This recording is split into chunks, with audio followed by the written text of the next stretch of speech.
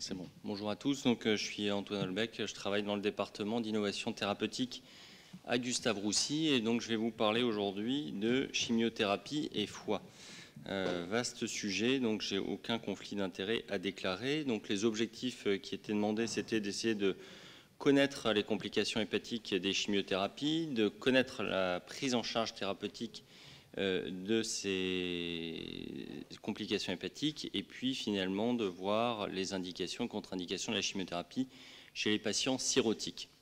Alors premier point important, les anomalies du bilan hépatique chez les patients qui sont suivis pour un cancer sont très fréquentes. C'est à peu près 30 à 80% des patients qui ont des perturbations du bilan hépatique. Fort heureusement, ces perturbations sont rarement symptomatiques, moins de 10%, et puis mettent très rarement en jeu le pronostic vital, moins de 2%. Et comme vous pouvez le voir dans ce tableau, les raisons possibles pouvant expliquer les anomalies du bilan hépatique chez les patients cancéreux sont très nombreuses. Donc ça va effectivement forcément de la molécule de chimiothérapie qui est proposée, mais également ça peut être les médicaments de support, les interactions médicamenteuses, les syndromes paranéoplasiques, la nutrition. Enfin, il y a tout un tas de causes possibles pouvant expliquer ces perturbations du bilan hépatique. Deuxième point, quel outil a l'oncologue pour évaluer la toxicité de ces médicaments? Eh ben, en oncologie, ce qu'on utilise, c'est cette classification de toxicité, la CTCAE, avec l'actuelle version qui est la version 4, où les différents éléments du bilan hépatique vont être détaillés avec des grades 1 à 2 qui sont généralement moyennement, peu ou moyennement sévères, et grades 3 à 4 qu'on considère comme sévères. C'est à partir de cette classification et de ces grades qu'on va décider en oncologie de la prise en charge, donc de la poursuite ou non des traitements. Concernant les médicaments de chimiothérapie, et là c'est important, quand on m'a donné le sujet chimiothérapie, c'est très très vaste, il y a des centaines de molécules.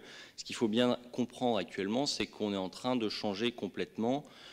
Initialement, on utilisait uniquement les cytotoxiques, et puis depuis une dizaine d'années à peu près, on développe les thérapies ciblées.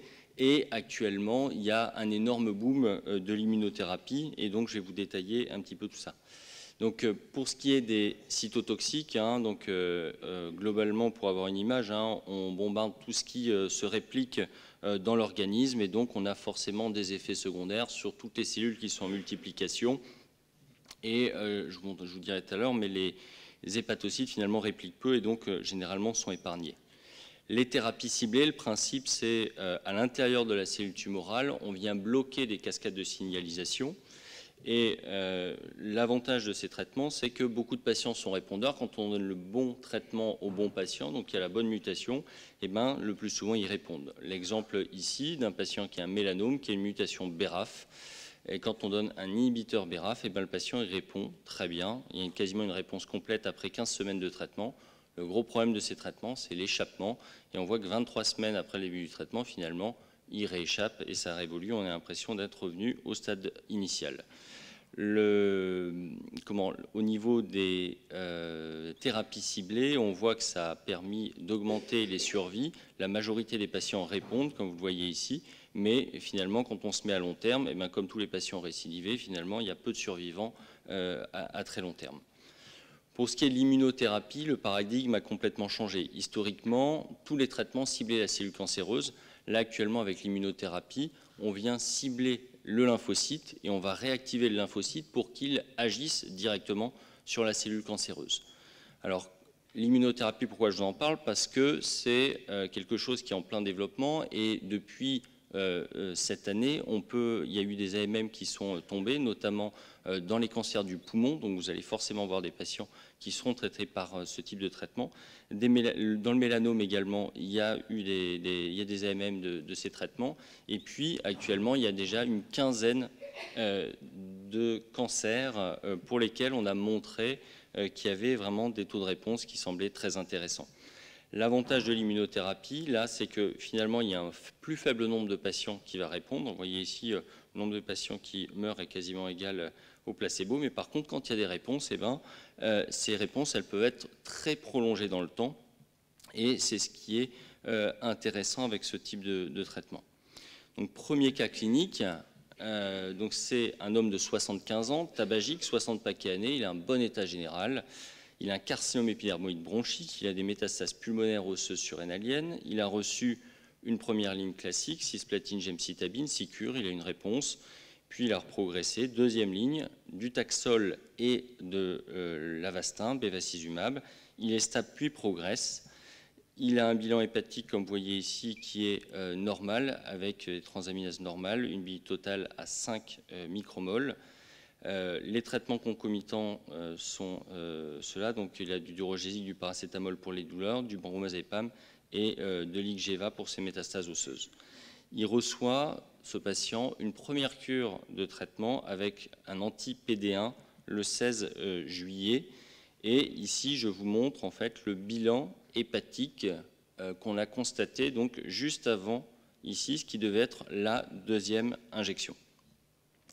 Donc, première question, donc, concernant la réalisation de la deuxième cure de chimiothérapie, est-ce que vous poursuivez le traitement à la même dose? Je vais peut-être vous remontrer le bilan. Hein. Donc, il a des phosphatases alcalines qui sont à près de 4 fois la normale. Il avait des alates également qui étaient montées à près de 7 fois la normale. Et puis la bile totale qui était à la limite supérieure de la normale, c'était en micromoles. Donc pour ce patient, est-ce que vous poursuivez le traitement à la même dose? Est-ce que vous dites, on peut se permettre de réduire la dose de traitement de 50%? Est-ce que vous stoppez temporairement le traitement? Est-ce que vous l'arrêtez déjà définitivement en disant c'est plus possible? Et est-ce que vous décidez également d'arrêter le paracétamol? Ça marche comment, pardon? Ok.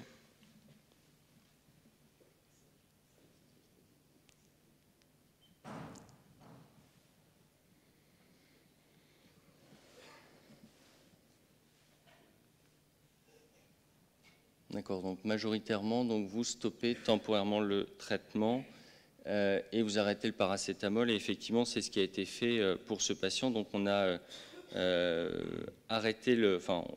on souhaitait arrêter le traitement et effectivement arrêter le paracétamol.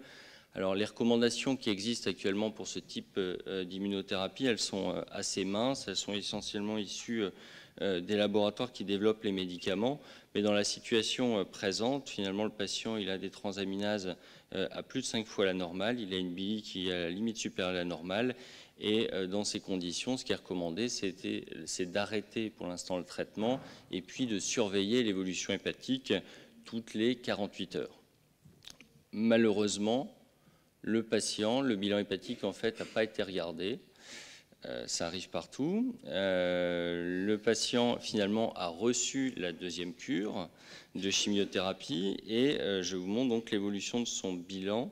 Donc après la deuxième cure, donc vous voyez qu'il a reçu ici, c'était le 30 juillet, donc sa deuxième cure de chimiothérapie et vous voyez donc les phosphatases alcalines continuent à s'élever. Elles sont à près de 600. Les alates également sont à plus de 400.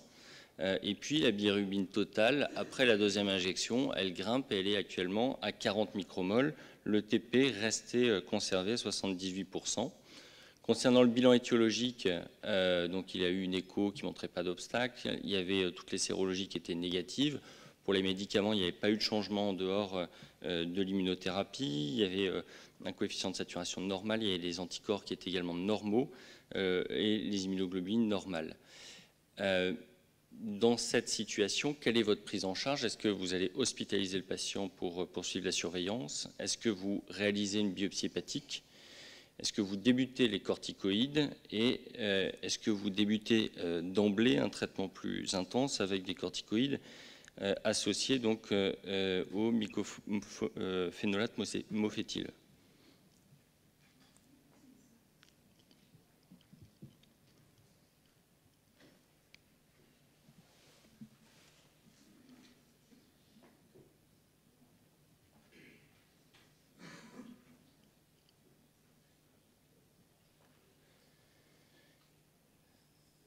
Donc vous hospitalisez le patient, d'accord. Vous réalisez donc une biopsie hépatique 39% et vous débutez des corticoïdes 20%. Je vais vous montrer ce qu'on a fait et ce pourquoi on a réalisé ça. Alors nous, effectivement, on a demandé une biopsie hépatique Et on a débuté les corticoïdes comme ce qui était recommandé donc, dans les guidelines du médicament. Pour ce qui est de la biopsie hépatique, en voilà le résultat. Donc, on notait donc, chez ce patient qu'il y avait des espaces portes quand même fibreux, il n'y avait pas de pont, il y avait un infiltrat inflammatoire qui était modéré, et on notait également une prolifération ductulaire nette avec des lésions de cholangite aiguë. Et donc le tableau vous a évoqué une pathologie d'obstacle biliaire. Comme il n'y avait pas d'obstacle, on s'orientait effectivement vers une cause médicamenteuse. Donc concernant le management de cette toxicité, chez ce patient, on a débuté la corticothérapie et actuellement, c'est ce qui est recommandé chez les patients qui ont des grades 3 à 4 sous immunothérapie. On a débuté du Solupred à 1 mg kg. On n'a pas hospitalisé le patient parce qu'il allait bien et parce qu'il était en mesure de faire des bilans toutes les 48 heures. Et on a suivi donc l'évolution du bilan sous corticoïdes. Et vous voyez donc là le Solupred qui a été débuté très rapidement après la deuxième cure. Et vous voyez donc l'évolution du bilan hépatique a rapidement été favorable avec une baisse des transaminases qu'on a constatée quelques jours après l'introduction, une baisse également des phosphatases alcalines. Et puis de même pour la bilirubine, une diminution jusqu'à une normalisation fin août, donc moins d'un mois après l'instauration de la corticothérapie. Donc, entre-temps, ce patient il avait réalisé un nouveau scanner fin août qui montrait une stabilité, mais avec quand même une légère régression des lésions cibles. Il est en 3e ligne, et puis le patient, pour lui, tout ça a été asymptomatique, donc il demande s'il est possible de reprendre le traitement. Donc, dans cette situation, que faites-vous? Est-ce que vous reprenez le traitement à la même dose en poursuivant les corticoïdes à pleine dose? Est-ce que vous reprenez le traitement également à la même dose, donc en poursuivant la décroissance des corticoïdes, puisque le bilan hépatique est revenu à la normale? Est-ce que vous reprenez le traitement donc à dose réduite en poursuivant les corticoïdes également? Ou alors est-ce que vous arrêtez définitivement le traitement?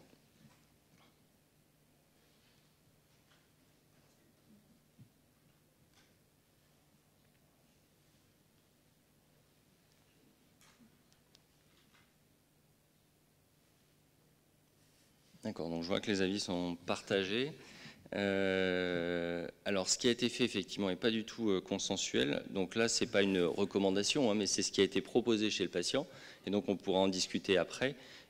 Finalement, le patient, il allait bien, il était asymptomatique. Le bilan s'est normalisé au bout de 3 semaines. Ce n'est pas moi qui le prenais en charge, mais la personne qui le prenait en charge et le laboratoire ont accepté de reprendre le traitement sous couvert de corticoïdes. Et donc, le patient a reçu le traitement, donc tout en poursuivant la décroissance. Et actuellement, ce patient, il est toujours sous corticoïdes et il est toujours traité. Et depuis qu'il est sous corticoïdes, en fait, le bilan hépatique n'a pas bougé. En fait, les transaminases sont toujours normales actuellement. Et le patient est en réponse actuellement de son immunothérapie. Alors après, ce n'est pas une recommandation, mais en tout cas, chez lui, ça a été poursuivi. Actuellement, ce qu'on nous dit pour ces patients qui ont quand même une toxicité sévère de l'immunothérapie, c'est qu'il faut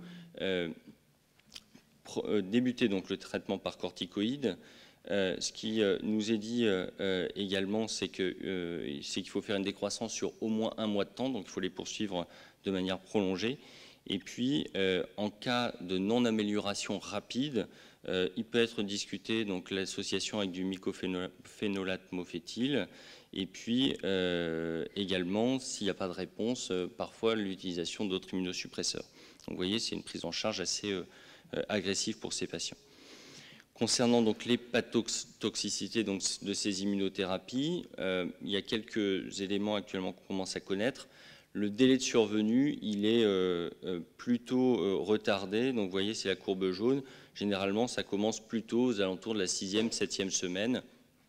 Et ce n'est pas aussi précoce comme on l'a pu le voir chez le patient. En termes de fréquence et sévérité, ce qu'il faut retenir, c'est que c'est pas quelque chose de fréquent, les toxicités hépatiques. Vous voyez, alors ici c'est très petit, donc ça c'est toutes les toxicités de grade 1-2. Et quand on utilise donc les anti-CTLA4 en bleu, qui sont les médicaments qui en donnent le plus, Mais vous voyez qu'on est aux alentours de 5% de toxicité grade 1-2, et les toxicités sévères avec les anti-CTLA4 sont probablement de l'ordre de 1%.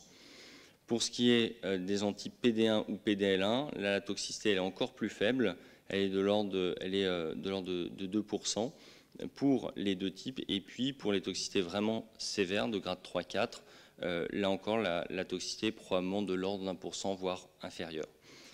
Cependant, même si ces toxicités sont faibles en pourcentage, comme actuellement il y a des AMM et il y a de plus en plus de patients qui vont recevoir ce type de traitement, je pense que vous verrez ce type de patient à vos consultations. Ce d'autant qu'actuellement, on est déjà dans une autre phase pour ce qui est des immunothérapies. On est déjà au stade d'association de ces traitements. Là, par exemple, un essai, on a essayé un anti-PD1, donc le nivolumab, un anti-CTLA4. Comme vous pouvez voir sur ces courbes, c'est extrêmement efficace. Ça, c'était chez des patients qui avaient un mélanome. Chaque barre ici représente un patient et ici, c'est la diminution en taille des lésions. Vous voyez qu'il y a plus de 90% des patients qui répondent au traitement d'association nivolumab et anti-CTLA4. Et ce qui est encore plus impressionnant, c'est la durée des réponses. C'est-à-dire que les gens, à 1 an, ils sont encore quasiment tous sous traitement. Donc ce sont des réponses vraiment prolongées, alors même qu'on a arrêté le traitement. Vous voyez, en rouge, c'est ici on décide d'arrêter, le patient ne reçoit plus de traitement et malgré tout, il est encore en réponse puisqu'on a stimulé le système immunitaire et donc ça se prolonge dans le temps. Ces associations, ce qu'il faut comprendre, c'est que le problème, c'est que ça donne de bons résultats, mais c'est toxique. Au niveau hépatique, on voit dans cette association, il y avait 25% des patients qui avaient des toxicités grade 1-2 et puis 14% qui avaient des toxicités de grade 3-4 et actuellement, on ne sait pas bien ce qu'il faut faire et si ces combinaisons vont se poursuivre. Deuxième cas clinique, chez un autre patient, on développe un nouveau médicament, c'est un inhibiteur BRAF qui se prend de manière orale quotidiennement. Et vous donnez ça chez un patient qui a 58 ans, qui est suivi pour un cancer du côlon, qui a des métastases hépatiques synchrones. Il a reçu 12 cures initiales de FOLFIRINOX, dont la dernière il y a 3 semaines. Il est en bon état général. L'échographie et le scanner montrent des multiples lésions secondaires hépatiques. Son bilan montre une légère ascension des transaminases, ALT et ASAT. Il a des phosphatazakaïnes normales, une gamma-GT légèrement élevée, une bilirubine totale à la limite supérieure à la normale, et puis les plaquettes à 130 000, sachant qu'il a reçu la dernière cure il y a 3 semaines. Il prend uniquement du paracétamol en cas de douleur. Donc pour lui, que suspectez-vous concernant donc le bilan hépatique ?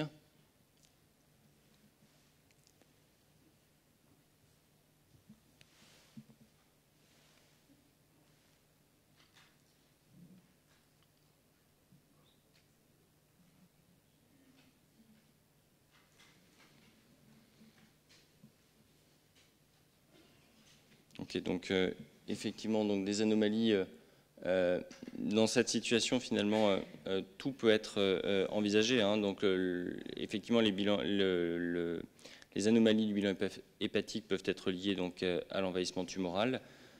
Du fait des traitements qu'il a reçus, il peut exister également une stéatose, une stéatohépatite et un syndrome d'obstruction des sinusoïdes.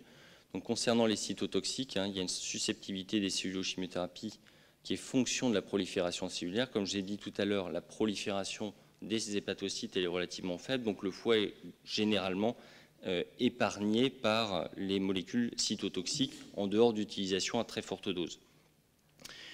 Pour ce qui est des anomalies histologiques les plus fréquemment rencontrées, on voit de la stéatose, de la stéatohépatite, on peut voir de la nécrose, des atteintes ductulaires et puis également des atteintes vasculaires avec notamment le syndrome d'obstruction des sinusoïdes.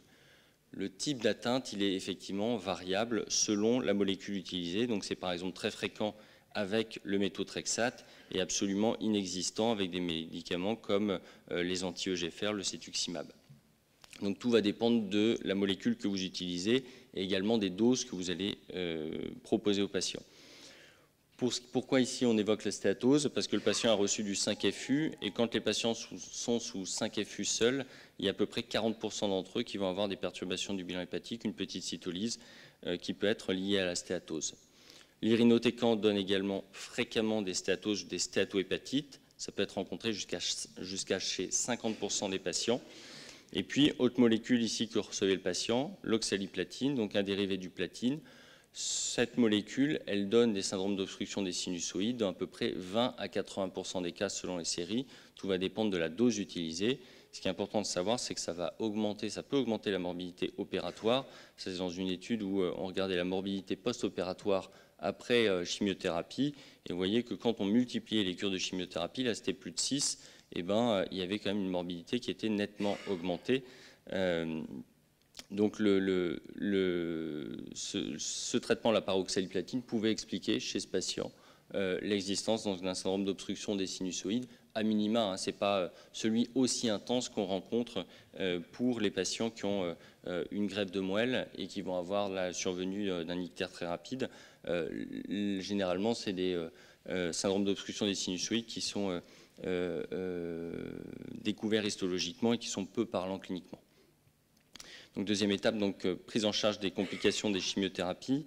Donc, pour ce patient, après 7 jours du traitement X, le patient revient avec le bilan suivant. Il a une cytolyse qui a 5,6 fois la normale, des phosphatases alcalines à 2,8 N, une bile totale qui est à la limite supérieure à la normale. Quelle est votre attitude? Est-ce que vous poursuivez le traitement? Est-ce que vous diminuez les doses? Est-ce que vous l'arrêtez? Est-ce que vous réalisez à nouveau une biopsie hépatique? Est-ce que vous refaites un bilan hépatique dans une semaine, ou est-ce que vous le faites plus précocement après 48-72 heures?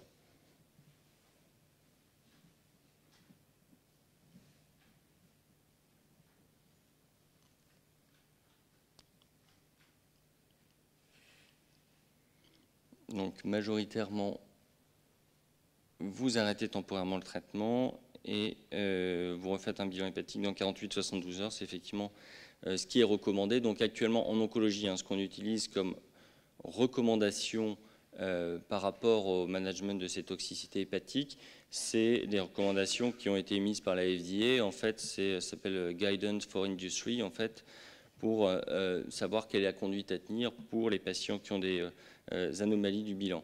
Qu'est-ce que nous disent ces recommandations? C'est d'arrêter le traitement de manière temporaire quand il y a une élévation des transaminases à plus de 8 N, d'arrêter quand c'est à plus de 5 N et quand ça se poursuit pendant plus de 2 semaines. Souvent, on arrête quand même plus précocement dès qu'on atteint 5 N.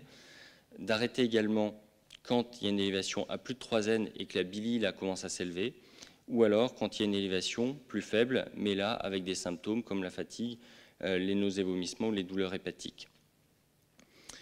D'où viennent ces recommandations? Ces recommandations, elles viennent de ce monsieur, donc Henry Zimmerman, qui donc a défini donc, les atteintes hépatiques liées aux médicaments, qui s'appelle DILI, Drug Induced Liver Injury, qui correspondent à toutes les anomalies des tests hépatiques qu'on peut voir sous traitement. Il existe au sein de ces DILI des DILI sévères, c'est-à-dire celles pour lesquelles les patients vont présenter une insuffisance hépatocellulaire. Et à partir de l'ensemble des cas collectés, en fait, il y a des règles qui ont été édictées et actuellement, dans le développement des médicaments, en tout cas, c'est toujours ces règles qui ont cours. Les critères sont ceux-ci. À partir du moment où il y a une atteinte hépatocellulaire avec une élévation à plus de 3 fois la normale, avec une élévation de la bilirubine totale à 2 fois la normale et l'absence de cholestase initiale et aucune autre cause explicative, on est dans un cas où on respecte les Hy's Law. Et dans ces cas-là, on sait que la probabilité de faire une insuffisance hépatocellulaire sévère, elle est importante, elle est de l'ordre de 10%. Et pour ces raisons, actuellement, ce qui nous est recommandé, c'est d'arrêter les traitements. Ça, c'est le type de diagramme qui est utilisé en fait, pour les évaluations FDA. En fait, chaque point correspond à un bilan hépatique à un temps donné pour un patient. Et donc, quand on est dans cette partie, c'est-à-dire plus de 3 fois la normale de transaminase et plus de 2 fois la normale de bilirubine, on met un petit point. Et en fait, ce qui est comparé après, c'est la fréquence de patients situés dans cette zone, comparé donc au traitement de référence ou au placebo. Et on voit donc si la toxicité hépatique peut être limitante pour le développement des traitements. Donc même en oncologie, on utilise ces traitements-là, même il n'y a pas de recommandations autres, même si on peut se dire que ce sont des médicaments qui sont utilisés dans des conditions, pour des patients qui ont des maladies très graves et qu'on pourrait se permettre d'avoir peut-être plus de laxité.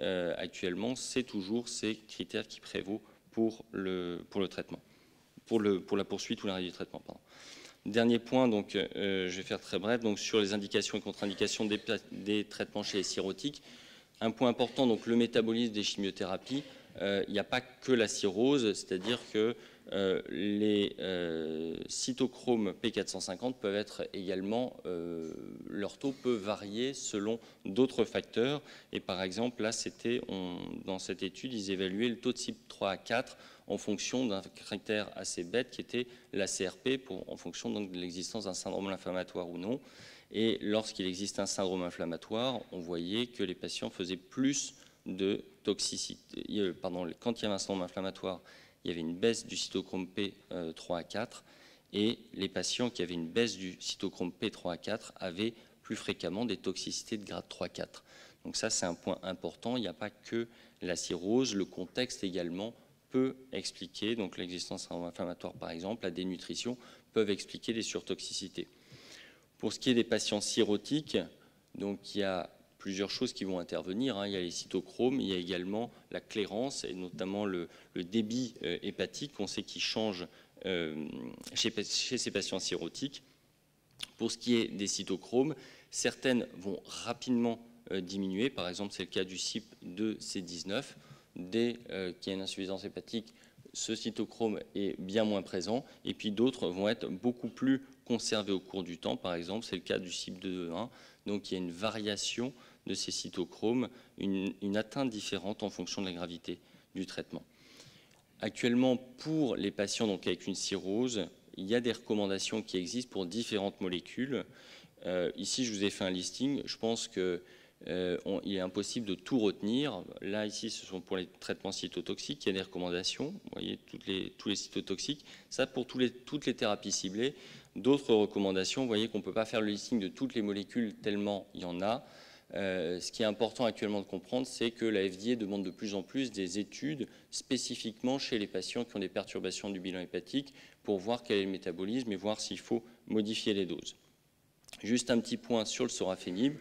Ce médicament est métabolisé par le CYP3 à 4. On l'utilise fréquemment chez les patients qui ont une cirrhose. On sait qu'il y a une forte variabilité interindividuelle. Et donc, il y a eu une phase, à la demande de la FDA, une phase d'escalade de dose avec une dysfonction, enfin, chez les patients qui avaient une dysfonction hépatique, différentes cohortes de patients, qu'ils aient un bilan hépatique qui est strictement normal ou un bilan complètement perturbé avec une bili qui pouvait aller jusqu'à dizaines. Et ça, c'était les airs sous la cour du sorafenib au cours du temps.